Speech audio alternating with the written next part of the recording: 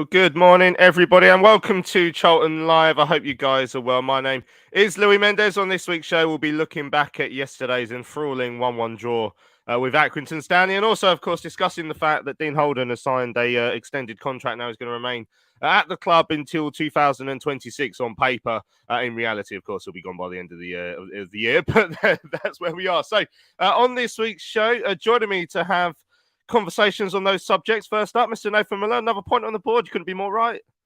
Yeah, I'm living the dream, mate. Yeah, all good. Yeah. Not seen the last couple of games. I've been busy, but yeah, well, obviously watched a game yesterday, and nice to see that I haven't missed much. To be fair, but, yeah, came back for an absolute stormer, didn't you? Well, to be fair, at least the first goal in 6 games. At least it was a goal to remember. Put it that way. But yeah, happy to be here and nice to see your beautiful face once again, Louis Mendes. Thank you very much, Nathan Miller. Also, hopefully joining us is the grand old man of Charlton Live, Terry Smith. He's so old that his laptop doesn't work, but we're going to see if he can hear me. How you doing, Tel?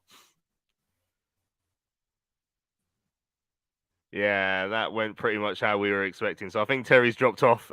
So we will have to go without Terry Smith. So it looks like it's just going to be me and you, Nath. Just the two of us, mate. That's fine. Yeah, unless Terry's laptop comes back to life. We were having some problems with his Wi-Fi just before we started. So just me and Nathan. Now, welcome to everyone joining us on the live YouTube stream as well. Make sure you get your comments in on yesterday's performance and, of course, the contract extension for Dean Holden. Later on in the show, we got a fan guest, one of the guests I've most been looking forward to having on, actually, James Maddison. A lot of you will know him as Mads, well-known fan. He goes home and away. He's going to be our fan guest later on in the show as well. So if you want to if you want to speak to Mads as well in the comments, make sure you do. He'll be joining us later on. Before we hear, you'll be pleased to hear, Nath, that the highlights on the whole failed to record last night. So we've only actually got our goal. So we'll hear that in a few moments' time. But yeah, the performance, what did you make of it? Well, highlights. I don't think there was any highlight in the second half. Put it that way. But yeah, it was a bit of an odd one, really. I think we started well. I think we was talking on our WhatsApp, weren't we, in terms of Corey getting the spacing down the sides, and I didn't see anything really apart from a comfortable win after the first sort of how Corey was getting in, and then yeah, it's the same old story. We give a goal away. We get back in it, and then it was just a bit huff and puff, really. Defensively, poor ball watching. I know we're going to the goals, but yeah, I went in there with a sense of optimism yesterday, and then I sort of crashing back down to reality when obviously at the full-time whistle. But listen, at the end of the day, another point on the board, and I'm just looking forward to the summer now, mate, to be honest. Yeah, just because there'll be no football to deal with. Yeah, Dean Holden extended contract as well. Just your initial thoughts on that? Yeah, do you know what? Like, I know looking at Twitter, I think it splits opinion. Some people are happy, some people aren't. For me personally, I just think it was a case of just getting stability in the club. I think not only just having a manager that you can say, he's here for the longer term, but in terms of recruitment, I know we say this every year. Oh, the summer's a rebuild. We've got a big year, big summer coming up. I know he said that for God knows how long, but I just think it's important and imperative that he can now start experimenting. I think Curbs and Brownie said it on. They've been saying it on Charlton TV the last couple of weeks. He needs to start experimenting to see, looking at the likes of Carnu and Henry, and to decide whether they're going to be part of this squad. So in that aspect, I'm happy with it because it just gives us that little bit of reassurance, and we can go into the summer knowing what manager's going to be here, and he's going to know what sort of players we need. So the main thing is stability. He had that little bit of a bounce when he first came in. I know that the results recently haven't been that great, but if we look at where the squad is, I don't know what other manager could do much more, to be honest. And I just think it's too early to judge him in terms of say he's a poor manager, because look what he's got to work with, considering. But yeah, stability is the main thing for me, mate, and I'm happy that it's done now, so we can try and move forward. Mad, really, saying that as a Charlton fan, but hopefully we can.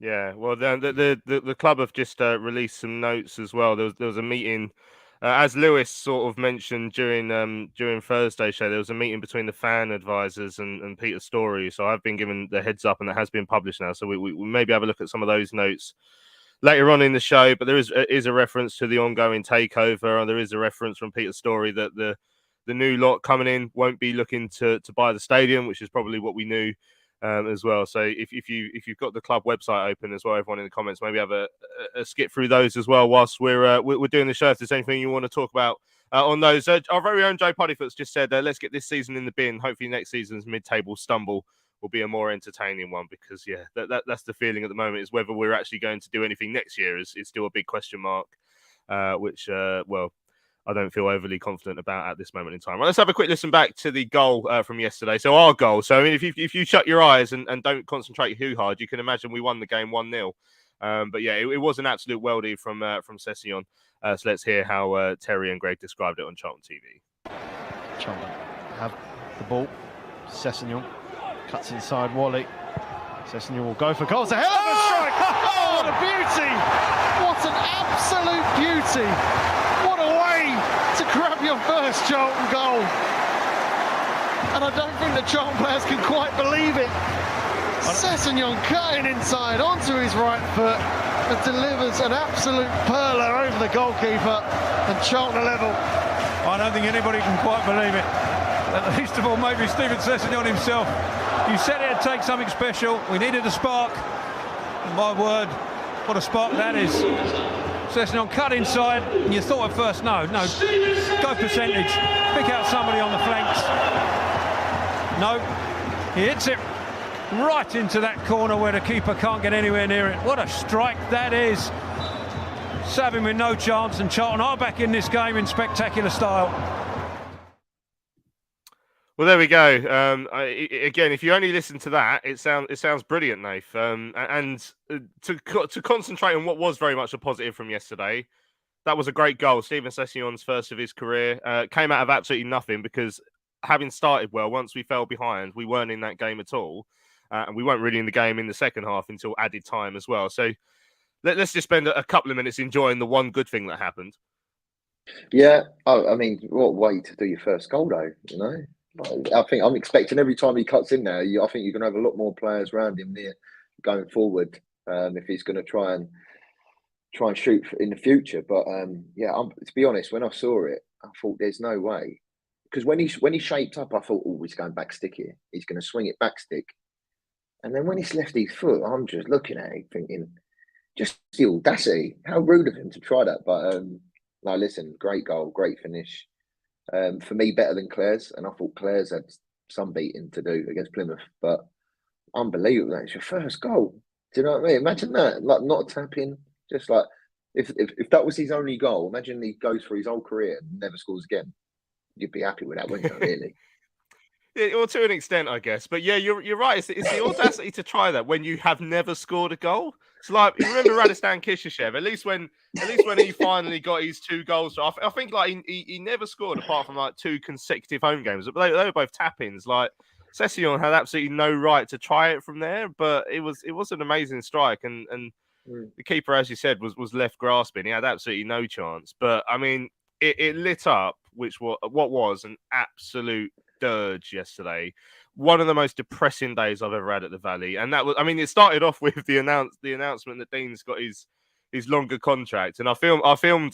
Obviously, we saw it on Twitter about 5 minutes before they announced it in the stadium, and I thought I'll film, because we know it was coming. I thought I'll film it on my phone just to see what the reaction was like. It was so lukewarm, and it just sums up where we are at the moment. Even a manager that a few weeks ago some of the fans were getting quite excited about, even him signing on his long deal, no one cares. There's nothing to get behind, really, is there? It was so quiet yesterday. It was so dull. I mean, someone in the comments has just mentioned, it was George said, I can't wait for this season to end. Yesterday's atmosphere was similar to a Pizza Cup game. It was depressing. It was rubbish.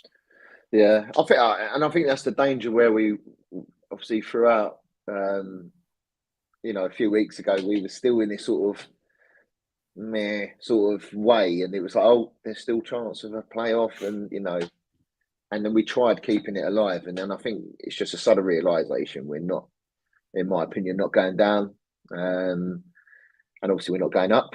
So it was just flat yesterday, and I think everyone knew it. Everyone knows it now, and it's just a case of just trying to swerve this season off now and just try get into the summer, because nothing's happening. And it was flat, and as Jules said, there is an atmosphere of like a friendly. I mean, there was a point in the first half. And to be fair, there was little glimpses, where the fans tried to get people going, but I think it goes hand in hand where the players have got to give something for you to cheer about, and it was just a flat. It's one of those. And to be fair, the sad thing is we've got a couple more games. Like I said to you lot in the chat yesterday, it's just I can't believe how many more games we've got left. I thought we only had a few left, but we've got quite a fair amount. So that feeling's not going. So I just feel we've got to try and take the positives as much as we can. Otherwise, we're just going to literally, for the next 2 months, just hate going to Charlton. Which I know it's hard work, but listen, it was flat yesterday, and I think it's some of the performance up yesterday, especially the second half. It was disjointed. It was flat. It was stop-start. There weren't really any tempo in the second half. So disappointing all round. But listen, that's where we are with middle of the table of the bottom half now. So I think you're just going to have more of those sort of games, really. So we just need to try and take some positives. But we just don't really look like scoring, or we just don't really have that cutting edge up front. Right, let's try this again. Talking of disappointing all round, Terry Smith, how are you? Are you on the stream?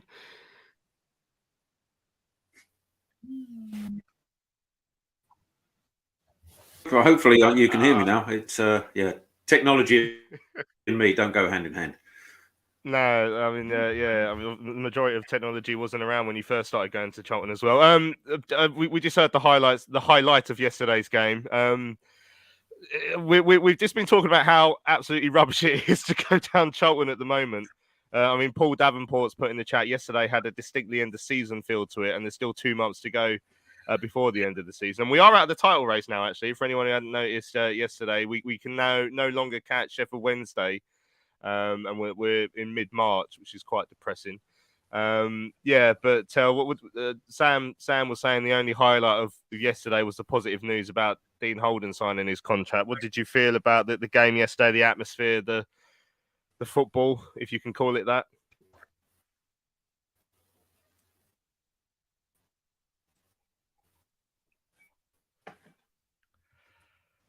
Well, this has been an absolute disaster. Thanks for popping by, Terry. So, right, that's not working. That is the danger of your live stream. Terry has got some Wi-Fi issues. So I mean, we've spoken about the performance. It had been a bright start, Nathan, which was probably part of the frustration. What do you think changed? Because Corey was like, I mean, obviously, I text you yesterday. I look like an idiot now, but after that first 5-10 minutes, I put what for me is quite a lot of money on Corey Blackett-Taylor to score in the game. I think I put a $5 on, which I don't really bet much. So that's that was disappointing because he started really well, but didn't work for him, and he was out of the game. Yeah, it was strange because, as we were saying, Corey was getting into the game in between Mitch Clark and Rodgers, that their wide centre half, and he was having so much joy. And I put it on Twitter. I said, "You get 1-on-1, he's going to win that all day." He got him down the side, and then we just seemed to, I don't know, we just seemed to stop doing it. I think we gave the goal away, and then it knocked us a little bit. We knocked our rhythm. We seemed to not shocked because it wasn't like we were battering Accrington at all, but I just think it knocked us a little bit. It took us a bit of time to get back into the flow of the game and get our rhythm back. But not even that, we didn't really get Jez in the game. I can't remember Jez touching the ball really yesterday.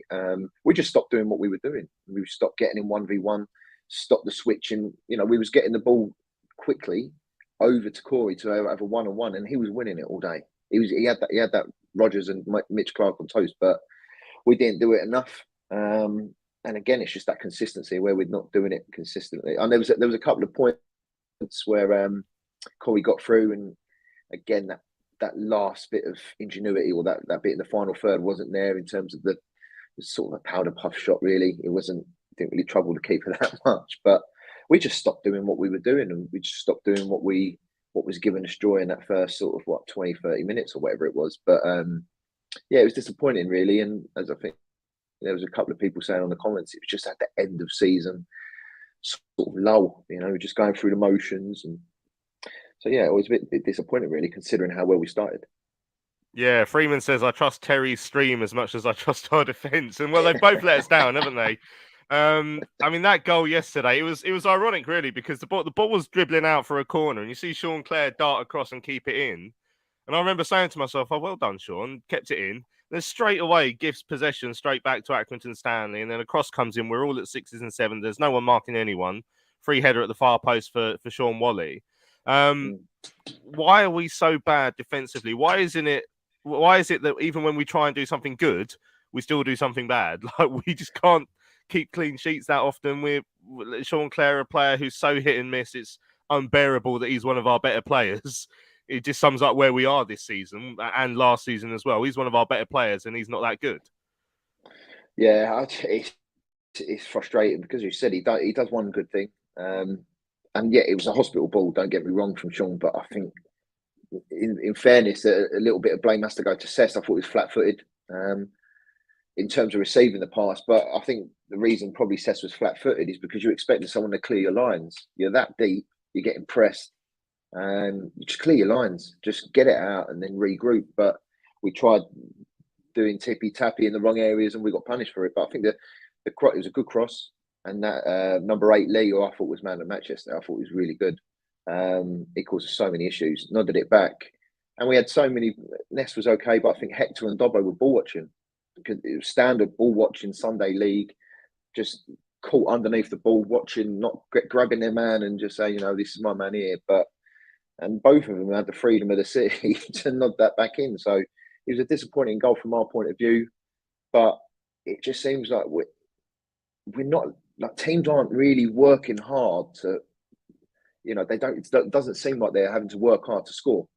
And I know, Ness has been brilliant, but you look at the Plymouth goal last week, gifted. Yesterday's one, gifted. Like, literally every single goal, we're just gifting teams. And then we know, well, I know, in my opinion, if that someone scores first, we're not going to score two.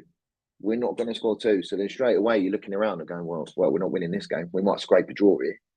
But and I think that's what we've got to cut out. We've got to cut out these errors and giving teams a little bit of a pick me up and a leg up, as you were. And otherwise, they're just going to keep, we're going to struggle to score goals and try and win games. So I think a lot of it is our own fault, really. And it's just simple things that we're just doing. They're not bad players, they're not awful, but we're just, our silly decision making and our lack of communication along that back line is causing so many issues the whole year. Yeah, Freeman says there's a poor performance. It shows we don't have an effective way of playing. Our only hope is can Corey or Jez beat their man. Is that really our best strategy? A couple of people have mentioned Dobbo. So Keith said Dobbo and Jez both need a rest. They both look tired. And Dan said Dobbo didn't have a good game yesterday. He needs a rest. And yeah, that was something else that was picked up in our chat. I didn't think, if we've even got to Dobbo, I mean, what hope have we got now? Because if we've made him not look his usual self, which has been the case a number of times recently, if we're being honest, that's concerning, because he's usually Mr. Consistent for us. Yeah, exactly. And I mean, obviously, clear one off the line yesterday. So, he had a poor game. He's still done his bit. But yeah, I just think, for me, Dobbo's a little bit of a shining light in a poor team, really, and for me. And there was a comment there in terms of Corey and Jez, nail on the head. If you do your homework against Charlton, your main thing, you go, right, they're centre forwards, they got nothing. So what do? You keep Corey, you go double up on Corey and Jez, and they ain't scoring 100%. Well, unless obviously Cess comes out of the bag and just tucks one top bins. But listen, if you keep Corey and Jez quiet, it's very rare that we're going to win that game. That point was spot on, and that is, I think that's why we're so one-dimensional at the moment. And maybe Dobbo does need a rest. I just think we need a couple more wins just to get over the line, just to put that little doubt of getting dragged in again. But for me, I think if we win Tuesday, I think we should be fine, considering our goal difference as well. That's another point. we win Tuesday, I think that'll be fine. And then maybe you can rest Dobbo, give Henry a chance. But the only thing with that, if you play Henry and I don't know, Henry or Fraser or Henry and Morgan, you haven't really got that ball winner. And I think we'll look quite lightweight in that middle of the park. So, but I agree. Maybe he does need a couple of games out or a game. You know, we ain't playing for nothing. I don't see any harm in it, but I'd rather get that win against Morecambe done first, and potentially Wickham, just to make it that little bit more safe. Yeah, Matthew says it's great news before kickoff about Dean Holden's contract. One positive yesterday was Tyrese Campbell. He did look a threat when he came on. Keep up the good work, living the dream. Yeah, he put in a couple of good cross. Well, one in particular good cross late on where absolutely no one gambled on it. That was frustrating as well, wasn't it? Because we didn't really start to create any chances until added time. One of which, of course, was that Carnu chance. I mean, Dan's just said I'm surprised Carnu didn't start because Payne makes more of a contribution off the bench. I mean, Dan. Again, he was busy yesterday. He had that chance late on, didn't execute it very well, which is probably the nerves of playing in first team football for a youngster. But would you have liked to see him start yesterday, or is it still a case of, as a couple of people have said in the comments as well, do we still need another couple of points? I mean, we're 9 points above the relegation zone. I'm not concerned about that. I think, you know, in the how many games we've got left? About 10, 11? 11 games left. We're bound to pick up about 3 points at some point. So I'm not too concerned about relegation, but it would be nice to see Carnu maybe even start again. See what sort of impact he can have doing that. Yeah, I'd like to see Carnu start, but I don't think he's at a level where you start him up front on his own. I think he's a threat in behind, but I don't think he's ready to play that lone striker role that I don't think anyone really can play at the moment. If we played with a 2. I think, I think when he came on against, Plymouth, I think him and Lee Byrne changed the game. I thought he'd done right with him on. So if we're going to play 2 up top, I'd throw him in, dip him in and out. But if he's going to play as a lone striker, I just think because I remember the time when we put Joe Pigott up there and Kyle and Grant, there was like rabbit in the headlights. It was just too much for him. But if we play with a 2, I don't see any problem playing Carnu, because at the end of the day, there was a comment there in terms of the ball across goal. That's what we're missing. We're missing that poacher, that instinct of being in the right place at the right time, and that's what we're missing. And that's what Carnu does. What's he scored? Over 20 goals this year? I know it's 23 or 21, sorry, but listen, if you score 20 goals, you ain't doing it by luck. You sort of know you've got the instinct in the box, and I think that's what we're missing at the moment. Yeah, and Norman on Twitter says at least we're now into double figures for points against the bottom half. Yeah, we've only taken 10 points now against the bottom half, which is still weird. We've still only beaten one bottom half side, which is a remarkable record. Tony's on Twitter says today summed up our season. Defensive mistake, saw us concede a goal. Sean Clare has had too many bad games for me this season. It was a simple 10-yard ball and he got it 2 yards wide. Glad the gaffer is staying and hopefully we can get building. Carnu looked a threat when he came on. Hector looks like more game time is helping him. Penny seems a strange one. He seems available as was doing the army training in the week, but clearly isn't doing enough to get into the team. It's because obviously he's really struggled. He says, thoughts on you and to how Addicts to Victory wasn't bellowed out yesterday before kickoff. It actually was. I remember hearing it thinking, I can't believe they still play this. There we go. Phil said, I didn't attend today. Thank goodness there was another awful display. I'm glad that Holden has signed a contract. However, that comes with a huge caveat. We'll be given money to rebuild the players. It's been discussed on the show which players are good enough to mount a promotion challenge. For me, only Ashley Maynard-Brewer as a starter, Fraser Dobson and Lee Byrne as squad players. The rest can go, which means a massive rebuild unless Sandgaard goes or gets a huge injection of cash from another investor. I fear another season struggling in mid-table. And Mike on Twitter says, personally, I would have changed the shape, started Miles and Daniel Carnu up front, giving the opposition more to think about. Right, we've got loads of comments that have come in, so we've got loads to chat about, which is excellent news. We also want to bring in Mads later on in the show as well, but I think now we should hear from Dean Holden then. So the man who's just signed a new contract until 2026 with the Addicts. I spoke to him after yesterday's game, asked him for his thoughts on that, and of course with on his new deal as well. Accrington, what did you make of it today? I thought we started the game quite brightly. I thought we got Corey Blackett-Taylor was our main threat in that first 15-20 minutes. Got himself down that side. He was giving them problems. A couple of crosses and shots at goal at the crossbar. The goal's a cheap one to give away. Really, we're in control of the game. Obviously, excuse me. Obviously, Accrington have come to play for territory and play for long throws and slow the game down, which we have to overcome. We have to find a way to overcome that. The goal, we're in comfortable possession on the halfway line. We give a cheap one away. We regain it on the edge of on our goal line, and then we give another cheap one away, and then we get pulled apart in the box. It's too easy to concede like we do. It's defensively, it's a really poor goal from our point of view, and obviously Sessy's worldie gets us back into it. I thought we looked a little bit shell shocked by their goal, from being honest. Sessy's strike out of nowhere really gets us a little bit more confidence and back into the game.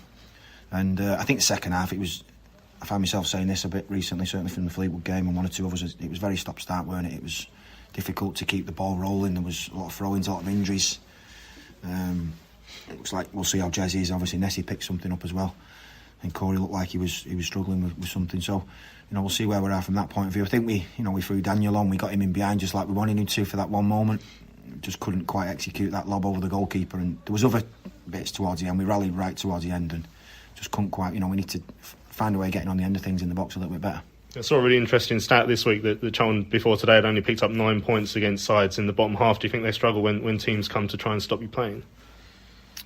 I think it's something we have to look at. Of course, it's the expectations on us to take the game to the opposition, and when teams make it difficult for you, you've got to find a way to obviously to get around them. And clearly we've struggled with that. Whether it's expectation, whether it's the actual tactical game plan, we have to look at. But you're right, it's obviously been like that for a period of time, and that doesn't come as a surprise to me. I'm well aware of where we need to improve. And you mentioned about the disappointment with the goal that you conceded, and that did seem to change the game because it had been a fairly bright start. But as you said, Charlton really seemed to go into themselves after that. Yeah, again, I think that's historical. I think prior to me coming in, I remember seeing some games, and I think the Cheltenham game in particular sticks in my mind, where you can see that it's almost a feeling of here we go again. And again, we have to find the mentality and the right mindset to overcome them moments. You're not going to keep a clean sheet in every game throughout a season. So again, it's something that we need to improve on. Yeah. Stephen Session's first career goal, not just for Charlton but in his entire career. Is it really? Yeah. Has he thought about trying that a bit more often? He's a hell of a strike, wasn't it? Like I say, when he picked it up, he wriggled out of the tackle, and as he hits it, you're thinking, because we've done that in recent weeks. We've had some momentum, and then we've let go of one from distance, and it's flown over the crossbar, and it kills the momentum. It takes forever to get back into play again. But now, fair play to him, he's hit an absolute wonder strike, as you say, right into the corner of the goal. And at that point, I expected us to really grab the game and scruff of the neck and take it on, but we just weren't able to do so. Yeah, why do you think in that second half it took until probably the added time before Charlton really started to look like they might threaten a bit more? Again, I'd have to watch the game back. I think physically it was a difficult afternoon in terms of, I think that their midfield really got on top of us at times. I think their number 8 Lee was outstanding.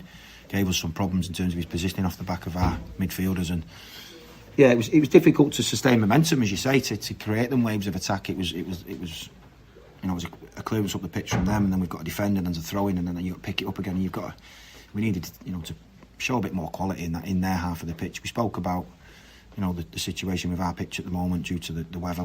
Playing in their half, but once we get in there, we've got good technical players, and we've gone away from sort of back from the Derby game, I think, trying to overplay and trying to pass it into the goal, to then in the next few games much more box entries and crosses and shots. And then today was just, we got caught a little bit in between. I think there was time we could have put our foot on it and looked to make an extra pass to work an opportunity to make a box entry. And it was, I think we got, to be honest with you, I think we got lumbered into their sort of style of play a little bit. It became a little bit sort of hot potato at times, and I don't think we've really got the team, the players to play like that. You mentioned that the 3 that have come off all with potential injuries, so they also got Ryan as well. So for all 4 of those, I guess it's quite early days, but can you give us any indication on what the problems are? I've not spoke to any of the lads actually since the game, but with Ryan, we'll have to see. Ryan had a dental operation on Tuesday, and he sort of suffered a little bit on the back of that, and we had to train on the AstroTurf today. He's had his history of injuries where he can't train on that surface, so he's not trained all week. So hopefully we'll see where he's at on Monday. Congratulations are due, of course. You got your extended deal. I'm happy to get that over the line. Thank you. Yeah, I'm delighted. It's obviously came here on a short-term contract and a specific job to do, which we're still trying to do. We're still not away from that danger zone. We had such a good run at the beginning. We were looking over our shoulder at the playoffs, and obviously in recent weeks we've struggled to pick up enough points. So we know that we've still got work to do for this season. So we've got to get the balance right between looking towards the future and obviously, securing our League One status. That's the biggest thing in all of this. But certainly from a planning point of view, behind the scenes, we can start to get our teeth into getting this club back to where it needs to get to. It's obviously spent too much time at this level, and it's been a disappointing season. And it's my job to make sure in the future that we get it right. When the takeover fell through a few weeks ago, obviously you came out and said you'd be speaking with Thomas, probably looking for some assurances about how the club's going to be run going forward. Have you been given those assurances? What's going to happen over the next few weeks? Yeah, I've spoken to Thomas. Been in touch with Thomas regularly since he came into the role. Obviously Steve Gallen's on site with Martin, but yeah, Peter Story in recent times has obviously replaced Jim Rodwell. Had a close relationship with Jim and Andy Scott. They've departed, as you say, and now building a relationship with Peter. So. I've had some good conversations, particularly with Peter and Thomas, around what this club looks like from next season onwards, and it's hopefully a really exciting time for us. Yeah, because it was quite chastening this afternoon, sort of seeing how quiet it was, and a slow display perhaps in the second half. There's a lot of work to be done in your few years that you're going to be here now. Yeah, that's absolutely clear to see. You can see that where this club is at in terms of the size of the fan base and the size of the club, but at the moment we need to show some certainty around, as you said there, the ownership and what that looks like, and get the fans excited again. It's difficult to just do that on the pitch when there's all question marks over the whole club, obviously, but certainly we can try and do that from Tuesday onwards. We're trying to get that next result. As I said, there's loads of work to do. Even when we were winning, as we were when I first came in, I was well aware of where this club is and where it needs to get to, and that's not changed. And just finally, as you said, Tuesday, Morecambe, a tough game, and as long as Charlton are going to keep that little gap between them and the bottom three, they have to make sure they don't let teams below them beat them on Tuesday. Yes, yeah, of course. It's our next game, so it's the biggest game of the season for us. It's as simple as that. It's a long journey up there on Monday, so we'll see who we've got to travel with us. We'll go up there, and the biggest thing is keeping the confidence within the players at the moment. We've had a few, defeats and draws in the last few games, and it's important that we don't let heads drop and let any negativity creep in. It's the bigger picture is this club has got a lot of work to do, and for the short term, we need to stick together and make sure we get some results. Right, welcome back to Charlton Live. Hope you guys are enjoying the show. We just heard there from the Addicts boss, Dean Holden, on his new contract extension, and of course on yesterday's game. Now, at this point in the show, I want to bring in our fan guest so we can discuss all sorts of things. You've put your comments as well into the comment section about Dean Holden signing his new deal, but I thought it'd be nice to get another face on the pod this week. So as a fan, I feel a lot of people will know. I certainly know him. He goes home and away. Very well liked Charlton supporter. So this is James Maddison, who came here to cheer himself up. Mads, how are you? Yeah, not too bad, gents. Not too bad. Just about got over yesterday. Yeah, it was. It was another classic. The sort of display we're getting used to at the moment, unfortunately. Great to have you on the show. First of all, as I said, we just heard there from Dean Holden. What's your views on him getting a new deal at the club? I'm pleased that there's at least some sort of stability with the club. Obviously, that fear of having him on a 6-month contract. And there were other clubs like Oxford sniffing around and all, he could have even gone before the end of the season. It was a sort of big enough risk. So having that stability is good. But unfortunately, it's the elephant in the room all the time that everything off the pitch is so sort of unstable, and not many people sort of seem to really know what is happening, what isn't happening in terms of the ownership. It sort of, it's hard for any manager to make a real good job at this club at the moment, I think, unfortunately. And I think Dean's going to, again, find it challenging to leave a sort of positive print on the club. Yesterday's game then, at what stage did you think I might just go home? Well, to be fair, I even missed Sessegnon's goal. I was in the stand, but I turned to my mate and was discussing whether it was time to go down and get a beer. So I wasn't actually facing the pitch when Sessegnon hit his screamer.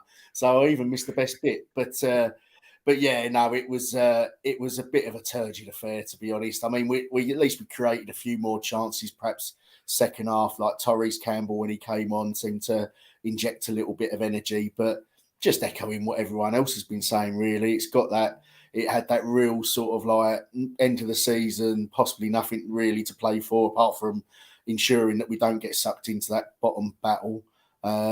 yeah, just, like I say, we just feel like you are going through the motions a little bit, to be honest. Yeah, excellent. Right, so Mads is going to remain part of the conversation now for the rest of the show. We've got we've got some more stuff specifically about Mads to talk about later on in the show, but also we want to continue talking about the contract that's come in. So I'll bring Nathan on this comment as well. I think Paul mentioned it earlier about the no point playing a manager if we don't give him a decent budget for players. Hearing the breaking news about the non-purchase of the assets doesn't fill me with hope. So as I said, whilst we've been on air, we've been sent. The club have published this conversation between Peter Storey and the two fan advisors, Lucy Bishop and Lewis Catt. And possibly the main takeaway from it, other than the fact that I was flicking through it while we've been on, that Peter's made it clear that he's sort of here working, doing due diligence for any potential new owners, but does say he was brought in by Thomas Sandgaard, which is whoever you believe. But the main thing is people who aren't going to be buying the assets of stadium, Nathan. So it's the same recycling of the same old rubbish. And when you hear that, it doesn't fill you with confidence that Mark Spiegel, whoever this new bloke's going to be, is going to have the funding to get us out of League One. I mean, obviously it's early days, we don't know, but the problem with us not owning the assets is people can come in and get the club relatively cheaply, and that means you can be a relatively cheap person to do that. Yeah, exactly. I still to this day, if I was looking to buy a football club, I just don't understand why you'd want to buy something with no assets whatsoever. I think if you had the assets included, you could financially, you could borrow against the assets. You can use the assets as a guarantee. You can do so much more. Whereas if now you're not buying the assets, you're literally the way we're running at the moment, you're literally just throwing money down the drain each month. And I don't understand how someone sees that as an attractive proposition. Listen, if someone's if someone's willing to write the checks every month to lose X amount a month, then fine. But yeah, I just don't understand why I don't know if it's because Roland doesn't want to sell or the price is too high. I don't know. I've not really delved too much into it because it's quite confusing and I've got bigger things to worry about. But I just don't understand why you'd just rather just take on the operating costs each month, willingly lose money, because you're not gonna gain money. So the only other way of doing it is if you pump a lot of cash in to get out of this division, and then you get the windfall of going into the Championship. But that's a big ask, and there's a lot of work. So yeah, when there's messaging around going, yeah, but assets aren't involved, it is a bit samey. It's just another face. But listen, I don't know this Mark Spiegel or whoever is going to own the club. I don't know him. I don't know what his wealth is. It's just another thing where you just go, well, we'll see what happens then. But for me, it's just another face. Same thing. I mean, Bob is asking in the chat if we know when the period of exclusivity between Sandgaard and Spiegel runs out. I haven't seen that anywhere stated. It doesn't seem to be in the notes that they've just published. So yeah, I can't give an answer on that, Bob. But I mean, James, we've been through this quite a lot over the last few years. I mean, you're one of those who will never stop going. Obviously, we have seen that a lot of fans just don't really want to go now. The atmosphere was dead yesterday. The crowd have been dwindling, and I don't blame anyone who doesn't want to go. But I mean, do you feel like there could be a light at the end of the tunnel at all? It's difficult to say, isn't it? Because we've had so many false dawns before, haven't we? I mean, I still believe that, if Sandgaard perhaps hadn't come in, things may have got worse. But unfortunately, again, it was another false dawn in the terms that I don't think he truly appreciated the budget that would be required to get this club out of League One. I don't think he particularly had the expertise required and had a mandate to do it in a way that unfortunately has proven unsuccessful, especially around recruitment and all that sort of thing. We're just living in hope all the time, aren't we? I feel like we're just constantly waiting for that knight in shining armour to come out of nowhere. And a bit like Nathan said, to get us out of this issue, someone is going to have to probably lose and be willing to lose a fair amount of money, because at the moment, the Châtelet is still asking for a ridiculous amount for the club's assets. All the time he owns them, I feel like the club's in a very vulnerable position. And like Nathan said, also not a particularly attractive buy.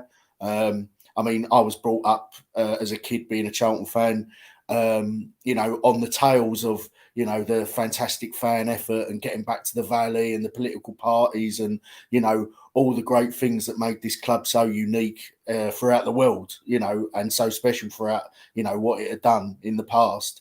And now we're back in a situation that we was in the mid 80s where the ground and the club are split, you know, which is the last thing we ever want. You know, we're celebrating 30 years of Back to the Valley, and there could always be this risk that we might have to leave it again, you know, until the club and the assets are brought back together. So, like you say, I just feel like all the time you're trying to sell the club or pass the club on just this club asset sort of way forward. I don't think it's going to be necessarily sort of, you know, worthwhile. You know, like I say, it's all going to be almost playing at trying to run the club properly. And if we do get some success, it'll be more luck than judgment, really. Yeah, that does feel like the case. I mean, part of these notes as well from this Peter Storey interview, Nathan, is about season tickets. I mean, it would be interesting to see what people are saying in the chat. If you're currently a season ticket holder, will you be renewing? I mean, because again, with no apparent light at the end of the tunnel at the moment, Nath. You know, I don't know if for some people, Dean Holden getting a longer contract, that might have changed that for them yesterday. I don't know if it will have for many, but I mean, are you thinking that there's going to be a slow upturn in renewals again this season? Yeah, 100% there will be. I mean, no, for my sins, I'll still be there regardless anyway. You will have a number of fans that will just go regardless because I just enjoy the social aspect, you know. Bumping into obviously Mads and that now and again, which is exciting. But yeah, I think there will be a slow.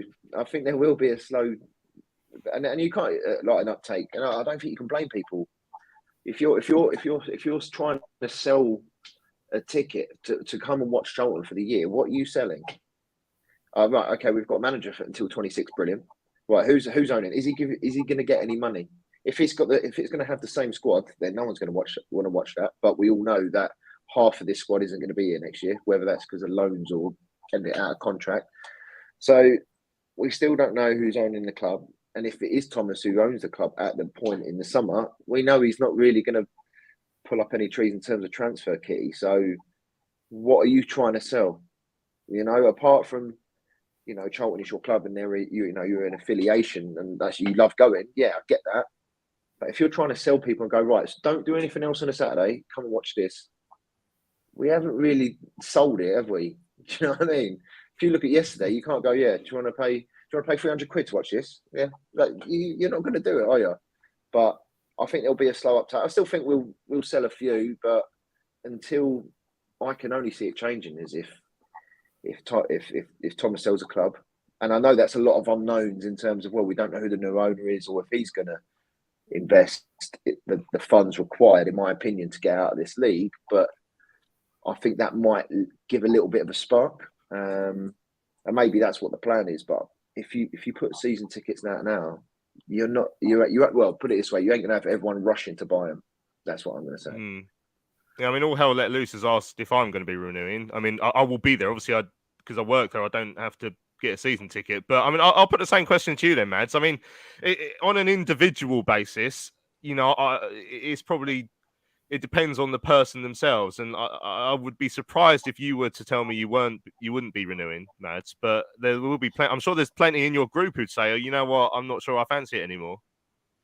Well, I mean, unfortunately, it is sort of like a bit of a sad indictment because, I mean, you know, probably, well, when we got promoted under Bowyer, maybe, and even going back as far as when we got promoted under Powell, you know, me and my pals used to meet up in the pub and there'd be 30 of us, you know, sort of like even more than that. And now if we get 10, we're lucky because people can't justify the money. Like, you know, and don't be wrong, buying a Charlton season ticket is probably one of the cheapest out there. But when you weigh it up against the quality, the entertainment, like we jokingly say, the game is the worst bit of the day. You know, the main reason we go to Charlton is to have a beer with our friends and sort of this macabre sort of sense of humour that we all have of sort of pain and suffering that we endure for the 90 minutes. Like, you know, I mean, yeah, I will be renewing, but I know even in my like dwindling sort of like group of pals that I drink with and go with and that, there's a couple more that say, no, I don't think I can justify it anymore. You know, I mean, one of my mates, he travels down from Huntingdon, so it's like a 2-hour journey for him. He's not going to be renewing. He's had enough, and he's been a season ticket holder religiously for 30 odd years.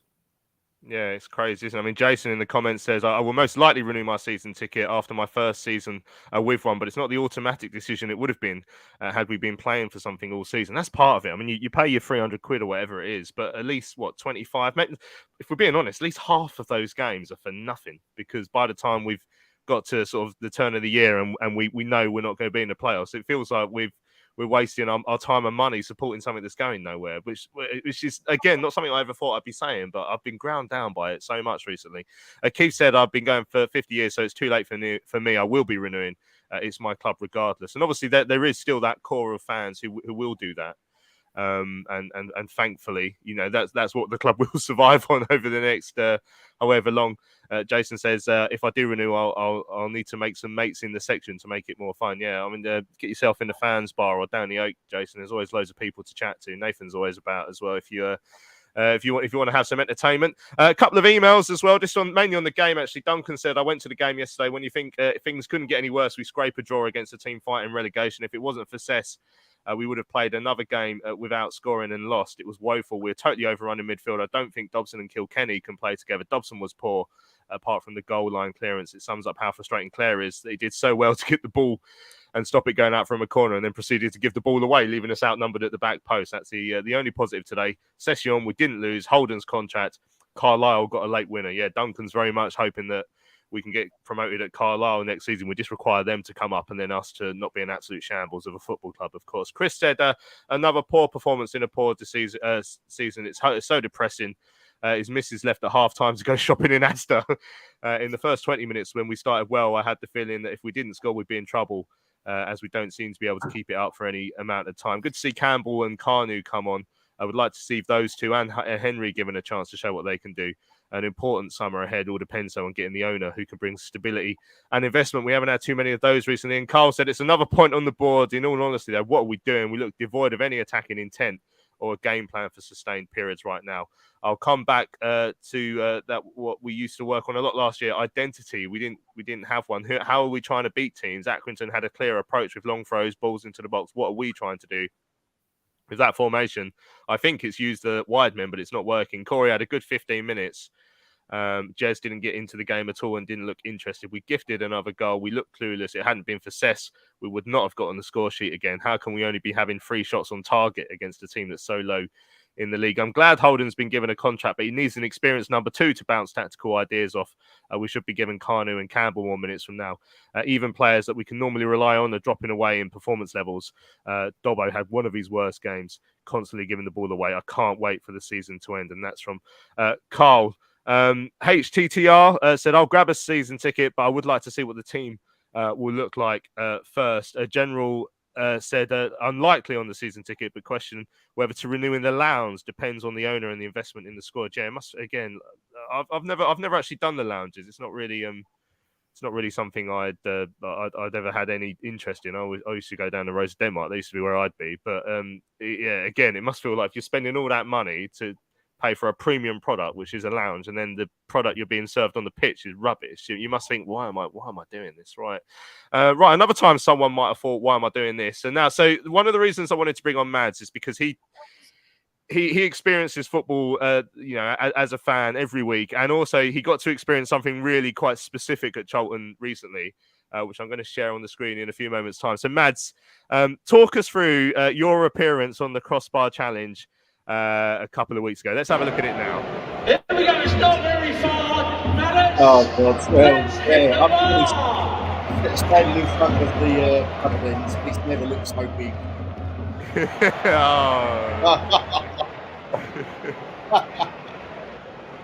That is wonderful. Yeah. That worked great. I'll admit my practice sessions went a lot better than that. I'll be honest with you. So talk us through the whole experience. So that's something I've never got to do, the Crossbar Challenge. So you went down a training ground for some practice sessions. Yeah. Well, I mean, I'm guessing not for too long, judging by that video. I just see I've got stick from Scott Minto and Kirbishley saying I didn't practice, but I can assure you I was down Hall Place. I even borrowed some boots off off a fella off Twitter, another Charlton fan off Twitter, and you know, I was practicing. I mean, look, I hold my hands up. I'm not a gifted footballing individual. You know, I mean, the highest footballing standard I got was playing for the George in Bexley Village about 15 years ago, sort of thing. So, you know, and you know, I was more of a super sub sort of in them days, to be fair. So, yeah, no, my technique in front of goal is probably not all that, to be honest. But yeah, no, I mean, it was a great experience. Felt a little bit bad. I felt like I let some of my supporters down with my lackluster effort. But to be honest, like I say, like, I mean, I probably hit it twice in about 100 attempts over my practice and whatnot. And Jason Pearce said at the training ground that he'd never seen a technique quite like mine, which he sort of dubbed the scoop, I believe. So, yeah, unfortunately, like, thing is, he said, "Oh, we'll just do that." I said, "I don't know how I'm doing that." So, you know, like, that was sort of the problem. But, yeah, I'll be honest, the nerves massively got to me. Like, Piercy gave me all sorts of advice, like, tee it up, believe, take your time. And as soon as you stood in front of the covered ends with, like, people sort of chanting various things at you, some good, some not so good, yeah, you just all goes out of your head. And I was just a little bit like, oh, Christ, just kick the thing. You know what I mean? So, but having said that, I won the Valley Gold box, which me and my partner went in yesterday, sort of thing, which was a decent enough experience. Yeah, we got something fairly all right out of it. But I won't lie, the $6,500 would have been nice. It would have funded going to Port Vale. So actually, in the long run, it probably did me a favour. So. Yeah, and well, if I mean, are you going by helicopter to Port Vale? Because that's well, the Joe said what you could train. Yeah, Joe said you were better than Bon as well, which I think is very much faint praise. Yeah, the nerves of actually looking up at that covered end. Do you think that is probably what's affecting our strikers at the moment? Possibly. They need some excuses, really, but yeah, I don't know. If I'm being honest, like, this has been a topic of great debate with me and my pals, like in the pub and that. Sometimes getting quite sort of heated because I've been one who's actually tried to defend the likes of Bon and Stockley a little bit, purely on the fact that I didn't necessarily always feel that we was perhaps playing to their strengths, and a little bit like Nathan sort of said. I've always been a bit of a two up front sort of person. I know it's a little bit Mike Bassett, England manager, you know, 4-4-2 and all that sort of thing. But yeah, I just always feel you're going to mop up more chances if you've got two strikers up there. And like in the early part of the season, I felt like Stockley was, you know, sort of trying, but didn't have anyone really to sort of play it off. And the same bit with Bon, like, you know, Bon's first spell at the club, he was a bit more of a poacher than, say, the strikers that we've got. And now to be using him really as a target man, I just don't think's sort of working. And then Sod's Law, the one chance he does get where it's fired across the box where you'd expect a poacher to be, I don't know whether he wasn't expecting it or what, but he got caught flat-footed and waving his arms about, like, you know. So, yeah, we don't really seem to have much of a cutting edge up front at the moment, which is quite sad to see.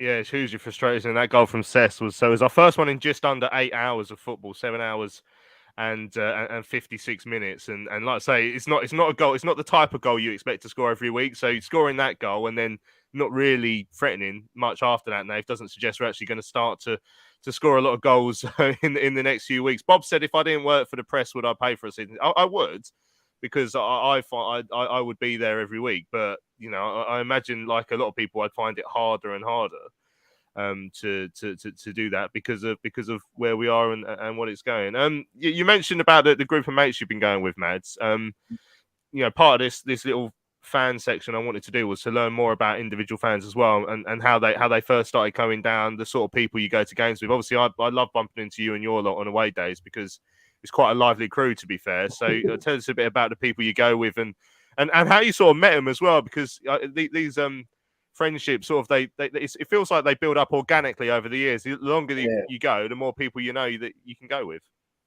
Well, yeah, I mean, yeah, like you say, it sort of seems to grow sort of organically, really. I mean, a couple of my pals, like I went to school with them, so they sort of manifested a love for Charlton, sort of either while we was going to school or sort of latterly by sort of coming along with me.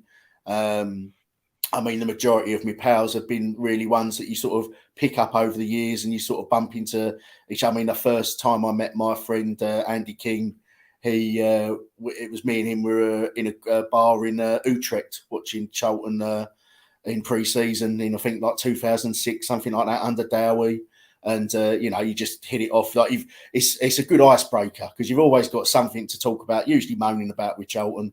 So, yeah, you'll sort of start talking about the sort of club and just hit it off and sort of, end up sort of meeting up in the pub before the game, etc. But yeah, like I have good mates with Vince Neschwitz as well, who's a sort of a well-known sort of supporter.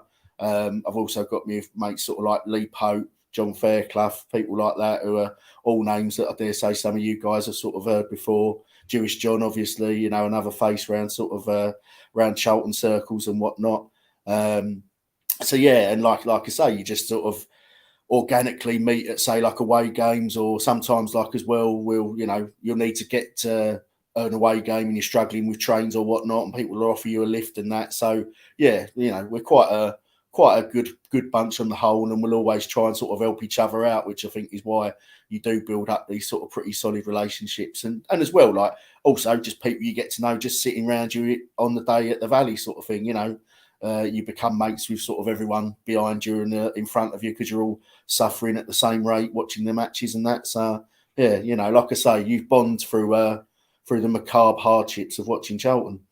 Yeah, you've actually cheered me up no end there, Mads, because I've been drawn into a bit of misery watching the bloody game yesterday. But yeah, it reminds you what it's actually all about, which is when you're on a train to away games and you're sitting with Vince or whoever you bump into that day. It always makes it much better.